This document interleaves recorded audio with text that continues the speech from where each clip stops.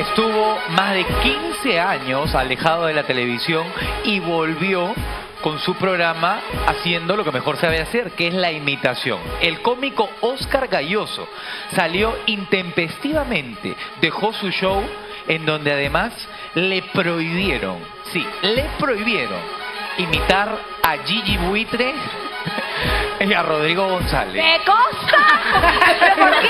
Hoy Gigi Buitre vuelve a la televisión después de 15 años de ausencia. ¡Cara a cara! Y se va ¡Cara a a cara! reencontrar con Gigi Buitre. A ver. Sin censura, sin inseguridades, sin qué sé yo. Ahora nos va a contar qué Se ve le explayado, originaba se ve a explayado. quién de su lugar de trabajo para que nos tenga esa animadversión, miedo, inseguridad. No sabemos qué le despertamos, pero ocasionó una grieta difícil de No nos sanar quieren ver. y poder continuar. Así que No nos hoy, quieren ver ni imitados. ¿Ah? Imitados. en imitación, nos quieren ver.